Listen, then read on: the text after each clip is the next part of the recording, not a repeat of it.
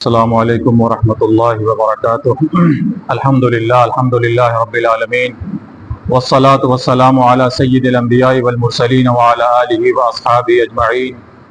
درود شریف پڑھ لیں۔ اللہم صلی علی سیدنا و شفیعنا و حبیبنا و کریمنا و نبینا و مولانا محمد النبی الامی وعلی آلہ واصحابہ وبارک وسلم۔ صلاۃ و سلام علیک یا حبیبی یا سیدی یا مرشدی یا مالکی یا رجائی یا رسول اللہ صلی اللہ تعالی علیہ وسلم۔ عزیزان ملت اسلامیہ، ذی القعدۃ الحرام کی بابرکت اور پربہار ساعتوں سے ہم اور آپ لطف اندوز اور فیضیاب ہو رہے ہیں۔ یہ مہینہ ان چار حرمت والے، عظمت والے، برکت والے مہینوں میں سے ایک ہے کہ جن کی نشاندہی اللہ رب العزت نے اپنے مقدس کلام کے اندر ارشاد فرما دی ہے، اور جس دن سے اس زمین و آسمان کی رب کائنات نے تخلیق فرمائی تھی، اسی وقت سے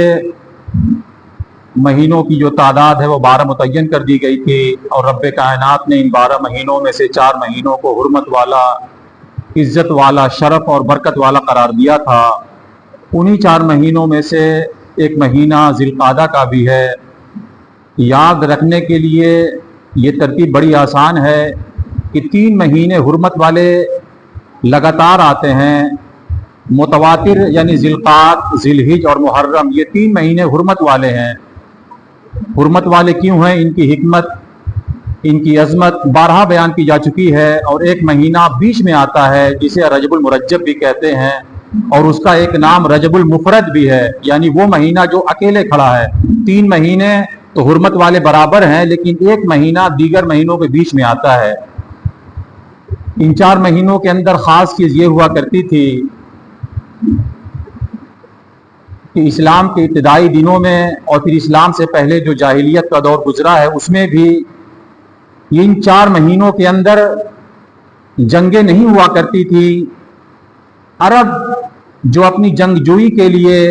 اپنی قتل و غارت گری کے لیے پوری دنیا میں مشہور ہے، جب یہ 4 مہینے آتے تو ان 4 مہینوں کی حرمت کا خیال کرتے ہوئے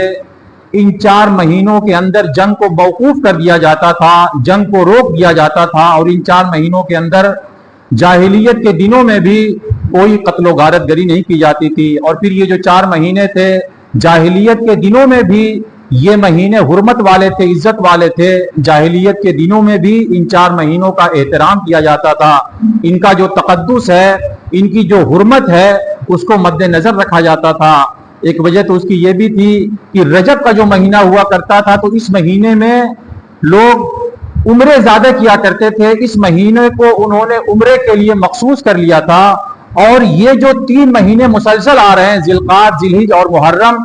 یہ جو 3 مہینے تھے، ان میں حج کا فریضہ انجام دیا جاتا تھا۔ یعنی حج تو ذی الحجہ ہی میں ہوتا ہے، لیکن اس کے لیے جو آمد و رفت ہوا کرتی تھی وہ ذی القعدہ سے شروع ہوتی، اور پھر ذی الحجہ اور محرم۔ تو گویا یہ جو 3 مہینے تھے وہ حج کے لیے خاص تھے، حج کی ادائیگی، حج کے لیے آمد و رفت، یہ ساری چیزیں ان 3 مہینوں کے اندر کی جاتی تھی۔ لیکن پھر اس کے بعد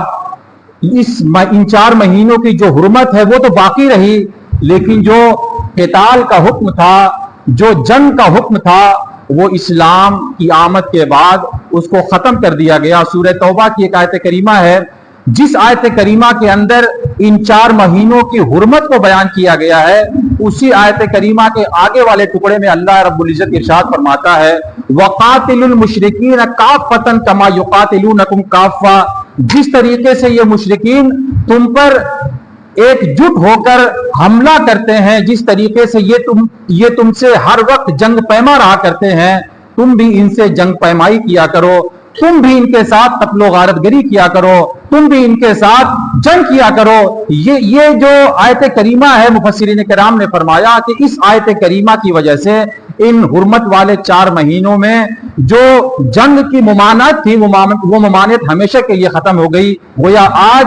اگر اہل اسلام کے اوپر اہل کفر اگر حملہ بولے، اگر آج مسلمانوں کو مشرکین کی طرف سے تنگ کیا جائے، ان کے اوپر اگر مشکلات پیدا کی جائیں، اور اگر نوبت یہ آ جائے کہ ان حرمت والے مہینوں میں ان سے قتال کرنا پڑے، تو پھر دریغ نہیں کیا جائے گا۔ اپنے دفاع کے لیے، اپنے تحفظ اور اپنے بچاؤ کے لیے ان سے جنگ کی جائے گی، اور ان سے اپنی جان اور مال کو تحفظ بخشا جائے گا۔ عزیزان ملت اسلامیہ، آپ دیکھیں کہ اسلام کی پوری تاریخ کا آپ جائزہ لیں تو آپ کو معلوم ہوگا کہ اسلام کے اندر جو جنگیں ہوئی ہیں، اسلام کے اندر جہاد کا جو حکم آیا تھا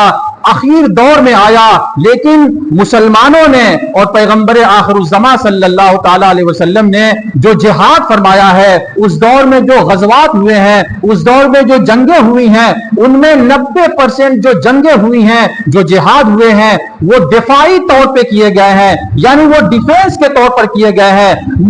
کفار و مشرکین کے گھروں میں جا کر ان پہ حملہ نہیں کیا گیا ہے، اہل مکہ کے اوپر جا کر ہم نے جنگ کا بادل ان کے اوپر ہم نے نہیں مسلط کر دیا ہے، بلکہ جو بھی جنگیں ہوئی ہیں وہ دفاعی نوعیت کی ہوئی ہیں۔ یعنی کفار و مشرکین یہ مکے سے آتے تھے اور مدینے کے اوپر حملہ بولا کرتے تھے۔ آپ سب سے جو پہلی جنگ ہے جنگ بدر کو دیکھ لیں، جنگ احد کو دیکھ لیں، جنگ خندق اور جنگ احزاب کو دیکھ لیں، یہ وہ ساری جنگیں ہیں، یہ وہ غزوات ہیں کہ کفار و مشرکین مکے سے لاؤ لشکر کے ساتھ آیا کرتے تھے اور اہل مدینہ کو ختم کرنے کی نیت سے آیا کرتے تھے تاکہ ان کو ہمیشہ کے لیے ختم کر دیا جائے۔ لیکن چونکہ مسلمانوں کا یہ فرض بنتا ہے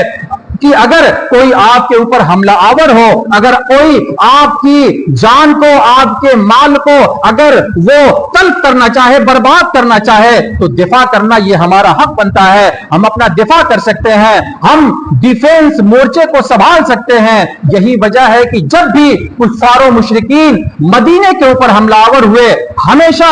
جو صحابہ تھے ہر وقت وہ دفاعی پوزیشن میں رہا کرتے تھے اور ہمیشہ انہوں نے اپنا دفاع کیا اور کامیابی رب کائنات نے ان کے مقدر میں لکھ دی۔ اسی لیے ایک آیت کریمہ، بڑی خوبصورت آیت کریمہ ہے جو مسلمانوں کو ہر وقت چاک چوبند رہنے کی تاکید کرتی ہے، اور اس سے ہمیں یہ بھی پتا چلتا ہے کہ آج جو غیر ہم پر حملہ آور ہو کر یا ہمیں طرح طرح کی جو اذیتوں سے دوچار کر رہے ہیں، یہ صرف اور صرف اس بنیاد پر ہے کہ ہم نے نہ تو اپنے دفاع کا کوئی سامان کیا ہے، نہ اپنے بچاؤ کے لیے ہم نے کوئی تدبیر کی ہے۔ قرآن کہتا ہے، قرآن میں رب کائنات نے بڑی خوبصورت بات بیان فرمائی ہے، ارشاد ہوتا ہے وَأَعِدُّوا لَهُمْ مَا اسْتَطَعْتُم مِّن قُوَّةٍ وَبِالرِّبَاطِ الْخَيْلِ تُرْهِبُونَ بِهِ عَدُوَّ اللَّهِ وَعَدُوَّكُمْ۔ ارشاد ہوتا ہے کہ اے اہل ایمان، اے کلمہ پڑھنے والوں، وَأَعِدُّوا لَهُمْ مَا اسْتَطَعْتُم مِّن قُوَّةٍ، ان کفار و مشرکین کے خلاف جو کچھ بھی تم سے بن سکتا ہے تم وہ سارے چیزیں اپنے پاس ذخیرہ کر لو، وہ سارے آلات اپنے پاس اپنے دفاع کے لیے رکھو۔ اس دور میں چونکہ جو گھوڑے ہوا کرتے تھے وہ جنگ کا سب سے بڑا سامان تصور کیا جاتا تھا، گھوڑوں ہی کے ذریعے جنگیں ہوا کرتی تھیں، اور اس دور میں چونکہ گھوڑا یہ جنگ کا بہت بڑا ایک آلہ تھا، تو اسی لیے اس آیت کریمہ میں جو حکم ہوا من خیل، یعنی اپنے گھوڑوں کو ہر وقت تیار رکھو، کیونکہ کوئی وقت ایسا جاتا ہے کہ تمہارا دشمن تمہارے سر پہ مسلط ہو جائے گا، تمہارا دشمن اپنی شاطرانہ چالوں کی وجہ سے تمہارے اوپر حملہ آور ہو کے تمہارا خاتمہ کر دے گا، تم ہاتھ پر ہاتھ دھرے بیٹھے رہ جاؤ گے۔ تو قرآن گویا کہ مسلمانوں کو ہر وقت پرو ایکٹیو رہنے کی تاکید کرتا ہے کہ ہر وقت تیار رہا کرو، کیونکہ تمہارا دشمن کسی لمحہ غافل نہیں ہے، وہ ہر وقت تمہارے وجود کو مٹانے کے لیے ہر وقت وہ تیار ہے، کیونکہ انہیں اسلام کی باتیں نہیں بھاتی، انہیں مسلمانوں کا رہن سہن نہیں بھاتا، انہیں تاجدار کائنات کی تعلیمات و ہدایات سے انہیں بیر ہے، قرآن کی تعلیمات انہیں راس نہیں آتی، وہ ہر لمحہ مسلمانوں کے خلاف سازشیں کرتے رہتے ہیں۔ تو قرآن کہتا ہے اگر تمہارا دشمن ہر وقت تمہیں مٹانے کے لیے تیار ہے تو تم اس کے خلاف اپنے آپ کو تیار کیوں نہیں رکھتے؟ اس لیے حکم ہوا کہ جس طریقے سے بھی ہو سکے، جو بھی طریقہ کار اختیار کرنا پڑے، ایک مسلمان کی یہ اولین ذمہ داری ہوتی ہے کہ وہ ہمیشہ دفاعی پوزیشن میں رہے، چاہے آپ سفر میں رہیں، چاہے حضر میں رہیں۔ ہر چند کی یہ حکم تو بالکل عام ہے، لیکن جن حالات میں ہم اور آپ جی رہے ہیں، ان حالات میں ہمیں اپنے دفاع کی، اپنے بچاؤ کی کچھ زیادہ ہی تدبیر کرنی چاہیے۔ آپ دیکھتے ہوں گے کہ آج کل کل سفر کرنا کتنا مشکل ہو گیا ہے. جہاں کوئی سفر کرتا ہے فوراً ہمارا جو دشمن ہے ہمارے اوپر مسلط ہو جاتا ہے. جب وہ دیکھتا ہے کہ مسلمان اکیلے ہیں, مسلمان کے ساتھ کوئی ان کا بچاؤ کرنے والا نہیں ہے, تو پھر طرح طرح کی سازشیں اس کے خلاف کی جاتی ہیں, طرح طرح کے پروپیگنڈے اس کے خلاف کیے جاتے ہیں, طرح طرح کے جملے اس کی زبان سے ادا کروائے جاتے ہیں, اور جب وہ چیز وہ اپنی زبان سے نہیں کہتا تو پھر اس پر الزام لگا کر اس پر حملہ کر دیا جاتا ہے. انسان کو ہمیشہ اپنی دفاعی پوزیشن میں رہنا چاہیے. یہ تو ہم ہیں کہ ہندوستان جیسی سرزمین پر ہم نے چونکہ جنگوں کا نقشہ نہیں دیکھا ہے, ہمیں پتہ نہیں ہے کہ جنگیں کیا ہوتی ہیں, اسی لیے آج ذرا سا ماحول خراب ہوا ہر کوئی کہہ رہا ہے جنگ ہو جاتا تو بڑا اچھا, بہت اچھا ہوتا. لیکن نہ ہمیں پتا ہے کہ جنگ کیا ہوتی ہے, نہ ہمارے پڑوسی ملک کو پتا ہے کہ جنگ کیا ہوتی ہے. ہم نے جنگوں کی تاریخ نہیں پڑھی ہے. ہمیں جنگوں کے بعد جو نقصانات ہوتے ہیں, جنگوں کے جو نتائج ہوتے ہیں, ہم نے کبھی اس کا جائزہ نہیں لیا. ہم نے صرف سنا ہے کہ ایک عالمی جنگ ہوئی تھی, پہلی عالمی جنگ ہوئی تھی, دوسری عالمی جنگ ہوئی تھی, جو فرسٹ ورلڈ وار ہوئی ہے, جو سیکنڈ ورلڈ وار ہوئی ہے. اگر آپ ان جنگوں کی تاریخ کو اگر آپ پڑھیں گے, اگر آپ جاننا چاہیں گے کہ ان جنگوں کا نتیجہ کیا ہوا تھا, آپ کے رونگٹے کھڑے ہو جائیں گے. چونکہ ہمیں پتہ نہیں ہے کہ جنگوں کے نتائج کیا ہوتے ہیں, جنگوں کے بعد انسان کتنی بھیانک اور کتنی دردناک زندگیوں سے گزرتا ہے, ہمیں پتہ نہیں ہے. اس لیے چھوٹی چھوٹی کوئی بات ہوتی ہے فوراً کہتے ہیں جنگ ہو جائے تو بہت اچھا ہوتا ہے. آپ کو معلوم ہوگا کہ جو سب سے پہلی جو جنگ ہوئی تھی, عالمی جنگ, جو سن 1914 سے لے کر سن 1918 تک چلی, تقریباً یہ 4 سال اور 3 مہینے کے اوپر مشتمل تھی. ان 4 سالوں میں آپ کو پتا ہے یہ جنگ آسٹریلیا اور نیوزی لینڈ کے درمیان ہوئی تھی. یہ کوئی میچ نہیں تھا جو آسٹریلیا اور نیوزی لینڈ کے درمیان ہو رہا تھا, ہوا ختم ہوا, لوگوں نے انجوائے کیا پھر بھلا دیا. یہ ورلڈ وار ہے, یہ عالمی جنگ ہو رہی تھی. 4 سال کو جنگ ہوئی, لیکن آپ کو معلوم ہونا چاہیے کہ ان 4.25 سالوں کے اندر تقریباً 4 کروڑ لوگ اس دنیا سے چلے گئے. آپ ذرا سوچیں کہ ان جنگوں کے نتائج کیا ہوتے ہیں. پھر جب دوسری جنگ ہوئی, یہ غالباً 1939 میں شروع ہوئی اور 1945 تک چلی. 6 سال یہ جنگ بھی چلتی رہی, جس کے اندر جرمنی تھا, جاپان تھا, اور دوسری طرف امریکہ ہے, فرانس ہے. تو ان کے جو الائنس تھے, یہ جو جنگ تھی تقریباً یہ بھی 6 سال تک چلی تھی, اور اس جنگ کے اندر بھی 6 کروڑ سے زائد لوگ مارے گئے تھے. یہی وجہ ہے کہ جب دوسری جنگ عظیم ہوئی تھی, جب سیکنڈ ورلڈ وار ہوئی, اور اس کے بعد امریکہ نے جب دیکھا کہ لوگ اب ہمارے اوپر مسلط ہو گئے ہیں, تو امریکہ نے مجبور ہو کر اس وقت اس نے جو ہیروشیما اور ناگاساکی کے اوپر اس نے جو بم برسائے تھے, اس بم کی وجہ سے, وہ تو بم صرف 2 منٹ میں پھوٹ گیا, لیکن اس 2 منٹ کے اندر ہیروشیما اور ناگاساکی کے اندر کتنے لوگ مرے تھے آپ اندازہ نہیں کر سکتے. وہ جو بم پھوڑا گیا تھا, آپ ذرا سوچیں کہ 2 منٹ کے بعد صرف ناگاساکی کے اندر 70,000, اور بتایا جاتا ہے کہ جو ہیروشیما تھا وہاں 2.25 لاکھ لوگ اسی وقت موت کے گھاٹ اتر گئے تھے. اور اس کے بعد پھر 50 سال کا زمانہ ایسا گزرا کہ کوئی بھی لڑکا, کوئی بھی بچہ جو پیدا ہوا وہ صحیح سالم پیدا نہیں ہوا, بلکہ وہ اس یعنی بم کی وجہ سے وہ بچہ معذور پیدا ہوا. تو آپ کیا سمجھتے ہیں کہ جنگیں اتنی آسان ہوا کرتی ہیں, بس کوئی بھی بات ہو فوراً جنگ چھیڑ دیا جائے. ہم نے چونکہ جنگوں کو نہیں دیکھا ہے. آج آپ افریقہ کے علاقوں میں چلے جائیں, یوگانڈا کے اندر جو جنگ ہوئی, نائجیریا کے اندر جو جنگ ہوئی, اور ایسی صومالیہ کے اندر جو جنگیں ہوئی ہیں, آپ کو پتا ہے ان جنگوں کے بعد جو قحط سالی آئی ہے, ان جنگوں کے بعد جو بھوکمری ہوئی ہے, اس کا آپ اندازہ نہیں لگا سکتے. آپ کو یہ سن کر حیرانی ہوگی, آپ یہ سن کر دنگ رہ جائیں گے کہ یہ جو جنگیں ہوئی ہیں, جو ورلڈ وار ہوئی ہے, جو عالمی جنگیں ہوئی ہیں, اس سے پہلے یورپ اور امریکہ کے اندر پورک نہیں کھایا جاتا تھا, جو سور کا گوشت ہے وہ اسے نہیں کھایا جاتا تھا. لیکن آپ کو پتا ہے اس کا رواج کب پڑا, جب یہ جنگیں ہوئی. ان جنگوں کے بعد جب خوراک کی قلت ہو گئی, جب لوگوں کے پاس کھانے کی کوئی چیز نہیں رہی, تو پھر لوگ سور کے گوشت کی طرف مائل ہوئے, پھر وہ پورک کی طرف مائل ہوئے. انہوں نے پھر اپنی جان کو بچانے کے لیے وہ سور کا گوشت کھانے لگے. اور وہ دن ہے اور آج کا دن ہے کہ پورک جو ہے, جو سور کا گوشت ہے, آج یورپ کے اندر سب سے महबूब ग़िज़ा के तौर पर इस्तेमाल किया जाने लगा है। मेरे बुजुर्गों और दोस्तों, इसीलिए आज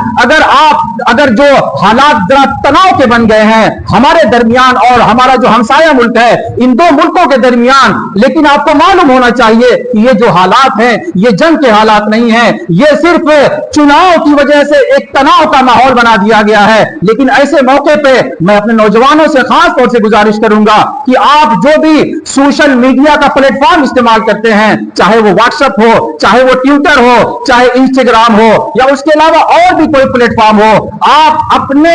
यानी अकाउंट से कोई ऐसी खबर न फैलाएं, न कुछ लिखे, न उस बारे में आप कोई पोस्ट करें, वरना ऐसा हो सकता है कि जब इन्वेस्टिगेशन की जाए, तहकीक की जाए, बिला वजह आपके ऊपर इल्जाम लगेगा और फिर बिला वजह आपको तरह तरह की मुश्किलात का सामना करना पड़ सकता है। ये जो भी हालात बनाए गए हैं ये सिर्फ और सिर्फ चुनाव की वजह से एक माहौल बनाया गया है। लिहाजा हमें इस मामले में दिलचस्पी लेने की कोई जरूरत नहीं है, क्योंकि हुकूमत वक्त तो वैसे भी मुसलमानों को खत्म करने के लिए, मुसलमानों को परेशान करने के लिए कोई न कोई पॉइंट्स, कोई न कोई नुक्ता ढूंढती रहती है। अगर उन्हें पता चल गया कि इस मौके पे, इस जंग के अंदर या इस तनाव के अंदर उन्होंने कोई दिलचस्पी ली है या बनामे इस्लाम उन्होंने गैरों की तरफ से कोई पोस्ट की है, तो फिर यकीनन हम और आप किसी न किसी खतरे से जरूर दो चार हो सकते हैं। इसलिए हमें कोशिश करनी चाहिए कि ऐसे नाजुक माहौल में हम एहतियाती जो तदाबीर हो सकती है उन एहतियाती तदाबीर को बरतने की हमें और आपको सख्त जरूरत है। अल्लाह रब्बुल इज्जत जंग के माहौल को समझने की और जंग जैसी मुसीबतों से हमें निजात अता फरमाने की रब्बे कायनात तौफीक अता फरमाए। क्योंकि जंगों के जो नताइज हुआ करते हैं, मैंने बताया कि इन जंगों की वजह से यानी हिरोशिमा और नागासाकी के जो इलाके हैं आज तक बच्चे माजूर पैदा हो रहे हैं। यहूदियों के बारे में आता है कि यहूदियों की 2 नस्लें ऐसी हुई जो पानी का गटर होता है, 2 साल तक पानी के गटर के अंदर उन्होंने अपनी जिंदगियां गुजारी हैं। 2 नस्ल उस गटर के अंदर से वो निकली है। गोया कि वो जो सीवरेज का पानी होता है, ये जो यानी आपका जो टॉयलेट होता है उसका जो पानी नालों के अंदर से जो गुजरता है उसको पीकर उन्होंने अपनी जिंदगियां बचाई हैं। ये क्या था? ये सिर्फ लफ्जों की वजह से जंग हुई और जंगों के बाद मुल्कों ने साल तक उसके जो भयानक नतायज हैं उसको उन्होंने बर्दाश्त किया था। इसलिए हमें दुआ करनी चाहिए कि ये जंगें पहले दौर की जंगें नहीं थी कि जो घोड़ों से हुआ करती हैं, जो जंगें तलवार और नेज़ों से हुआ करती हैं, ये तोपों की जंगें हैं, ये दब्बाबात और ये मिसाइलों की जंगें हैं। ये मौजूदा नस्लों ही को सिर्फ इफेक्ट नहीं करती बल्कि इसके जो कॉन्सिक्वेंसेज होते हैं, जो नतायज होते हैं, वो आने वाली कई नस्लों को भी मुतासिर कर जाते हैं। इसलिए हमें ऐसी जंगों से हमें अल्लाह की पनाह मांगनी चाहिए, क्योंकि आदमी जज्बात में आके कह तो देता है लेकिन उसको पता नहीं कि जंगों के बाद नतायज क्या होते हैं और जो नस्लें हैं किस तरीके से वो जंगों का खमियाजा भुगतती हैं। अल्लाह रब्बुल इज्जत हमारे हाल पे करम फरमाए, इस्लाम और मुसलमानों का बोलबाला फरमाए और पूरी दुनिया के अंदर जहां भी मुसलमानों के ऊपर कोई उफ्ताद है, कोई आजमाइश है, कोई परेशानी है, रब्बे कायनात इस्लाम और मुसलमानों को सुरखरुई अता फरमाए। वमा अलैना इल्लल बलाग।